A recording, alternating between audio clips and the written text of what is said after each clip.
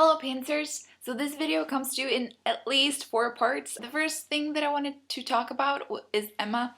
I'm actually a lot behind. I'm on chapter 24th and I think we should be in the 40s or 50s by now. The reason I'm behind is that I have exams and I have a lot going on right now. Also planning my trip to the US. I'm not sure if I'll be taking it on the plane, but it's a 15-hour flight, so if I do, then I'll definitely catch up. I'm not sure if Goodreads discussions is something that you want to have, so let me know about that, and also let me know where you are in your reading currently. So the second thing that I wanted to talk about is a response to Phoebe, Kate, and Zoe about writer's block. So whenever I have a writer's block, I just stop writing, which is a really bad thing, and I should be the anti-example for you. But the one thing that I did at some point was whenever I would get a writer's block, I would just skip ahead. So whenever I stopped at a scene that I just didn't know what was going on, I would skip to the last chapter of the book, or I would skip to the next big incident, or I would skip backwards and just write another scene that would go in between the scenes that I already had.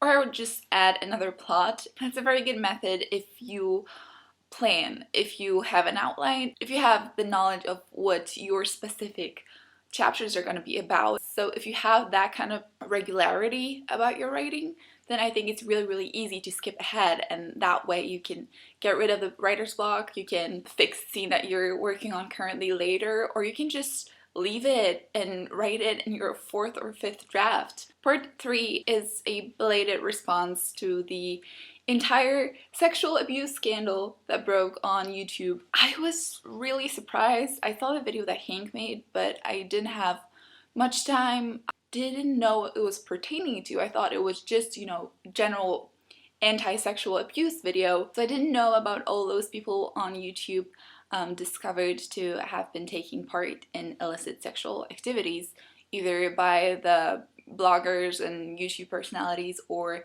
by the FBI. Honestly, enough has been said on the topic. What I really want to say, men are wonderful.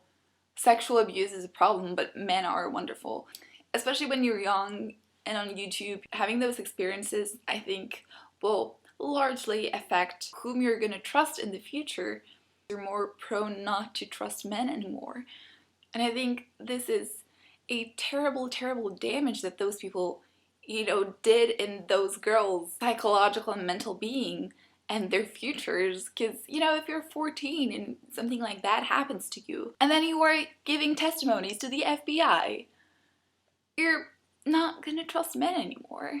Fourth thing that I wanted to talk about in this really long video is another response to Zoe and Phoebe about feeling dumb. As Zoe said, it's so important to keep perspective. Like, you are aware that you are smart, but in this, particular group of people, you might feel otherwise because you're faced with a different group of people and you didn't keep the perspective that you had before. The measuring stick is different. For me personally, there are 2 areas that I feel dumb. One of them is language. So the thing with me is that I'm a native speaker of Polish, but because I have not been reading anything in Polish, nearly anything, and because of that I'm not really good at Polish. I mean, I'm a native speaker, I know how you say things, but when I'm faced in a situation where I have to react really quickly, like an argument, I'm not a person that would argue a lot. But even like a clash of opinions, I am not able to react because I have to think about what I have to say.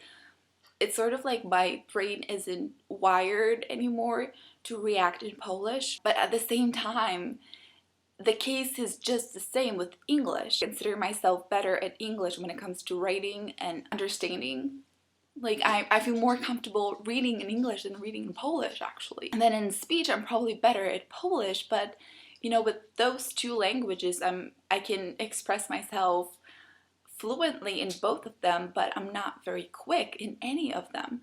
And I'm not sure if that's, a problem that a lot of bilingual people face, or if it's just, something that I have to get over, or if it's just something that's connected with my personality. When Phoebe brought it up, the feeling of, feeling dumb. I could really connect with that because that's something that I have been struggling with for the last couple of months.